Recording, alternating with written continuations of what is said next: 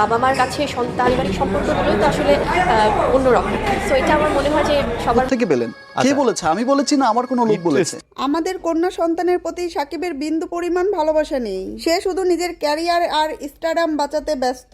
নিজের ইমেজ বাঁচাতে গিয়ে সে আজ নিজের রক্তের অস্তিত্বকেই অস্বীকার করছে। অঝরে কাঁদতে কাঁদতে গলা ধরে আসা কণ্ঠে ঠিক এই কথাগুলোই বললেন ঢালিউড নায়িকা শবনম বুবলি। গতকাল ভরা রাস্তায় শাকিব খান যখন ক্ষোভে ফেটে পড়ে সাংবাদিকদের সামনে ডিভোর্সের কাগজ দেখিয়ে বুবলির দ্বিতীয় কন্যা সন্তানের দায় সম্পূর্ণ ভিত্তিহীন বলে উড়িয়ে দিচ্ছিলেন, তখন অনেকেই ভেবেছিলেন হয়তো এই মেঘা নাটকের এখানেই সমাপ্তি। কিন্তু না, শাকিব খানের এই নির্মম এবং নিষ্ঠুর অস্বীকারের ঠিক 24 ঘন্টার মাথায় এবার সব নীরবতাকে ভেঙে ক্যামেরার সামনে এলেন শাকিবের দ্বিতীয় স্ত্রীর চিত্রনায়িকা শবনম বুবলি। আর এসেই তিনি এমন এক আচমকা বিস্ফোরণ ঘটালেন, আর সেটা শাকিব খানের সাজানো সাম্রাজ্যকে আংশিক অক্ষে কাঁপিয়ে দিয়েছে। নিজের বাসভবনের নিচে শত শত অপেক্ষাকৃত সাংবাদিকদের মুখোমুখি হয় শবনম বুবলি। কোনো মেকআপ ছাড়া বিধ্বস্ত চেহারা এবং অস্ত্রসিক্ত চোখে সাংবাদিকদের সামনে দাঁড়িয়ে তিনি আর নিজেকে ধরে রাখতে পারলেন না। ক্যামেরার ফ্ল্যাশ এবং মাইক্রোফোনের সামনে দাঁড়িয়ে একজন অসহায় মায়ের করুণ আর্তনাদ যেন চারকোনার পুরো বাতাসটাকেই ভারী করে তুলেছিল।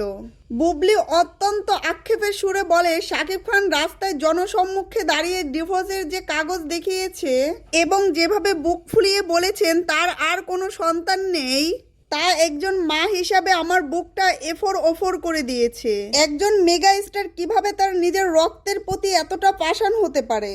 বীরের সময়ও সে ঠিক এই একই কাজ করেছিল। দিনের পর দিন আমাকে লুকিয়ে থাকতে বাধ্য করা হয়েছিল, আর আজ আমাদের নিষ্পাপ একটি ফুটফুটে কন্যা সন্তানের পিতৃ পরিচয় নিয়ে প্রশ্ন উঠেছে।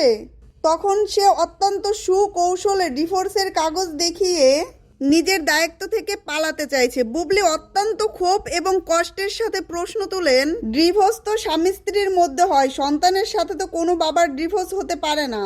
আইনিভাবে বিচ্ছেদ হওয়া কি এই নিজের ঔরসজাত সন্তানকে দুনিয়ার সকলের সামনে অস্বীকার করতে হবে? বুবলি দাবি করে এই কন্যা সন্তানটি কোনো আকাশ থেকে পড়া গুঞ্জন নয়। এটি শাকিব এবং তার অতীত সম্পর্কের একটা অংশ, যা এতদিন লোকচক্ষের আড়ালে রাখা হয়েছিল শুধুমাত্র শাকিব খানের ক্যারিয়ারের কথা ভেবে। বুবলি হাউমাউ করে কেঁদে উঠে বলে, জয় এবং বীর দুজনেই ছেলে। ছেলেদের বেলায় শাকিব যতটা সহজে মেনে নিয়েছে, একটা কন্যা সন্তানের বেলায় শাকিব কেন এত লুকোচুরো করছে? মেয়ে হলে কি তার স্ট্যাডাম কমে যাবে?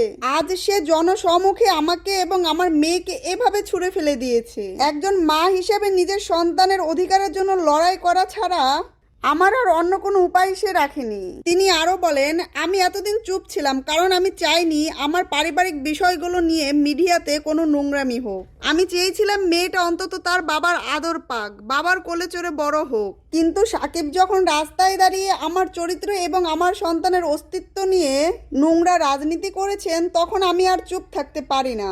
সে যদি সত্যিই সৎ হতো তবে আমাকে নিয়ে কখনো এমন মিথ্যা আচার করতো না।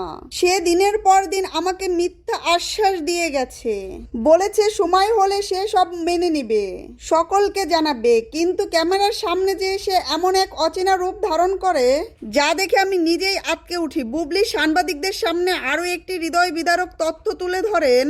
তিনি বলেন, ভাবুন একবার, যখন একটি নারী গর্ভবতী থাকে তখন তার সব থেকে বেশি প্রয়োজন হয় স্বামীর মানসিক সমর্থন ও ভালোবাসা। কিন্তু আমার সেই কঠিন দিনগুলোতে শাকিব আমাকে পুরোপুরি একা করে দিয়েছিল।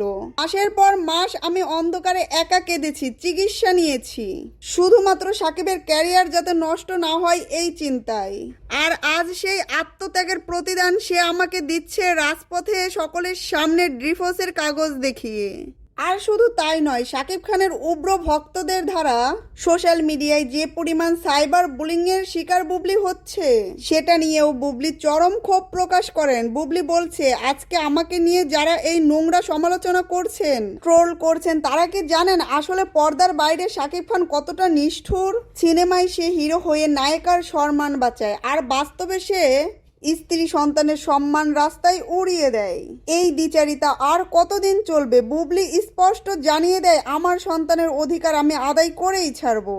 তো প্রিয় ভিউয়ার্সগণ, এই কথাগুলো কিন্তু আমার না, এই কথাগুলো ইনাদেরই বলা। তো আপনাদের কি মতামত কমেন্টে জানাবেন। ভিডিওটা ভালো লাগলে লাইক করবেন, সাবস্ক্রাইব করবেন।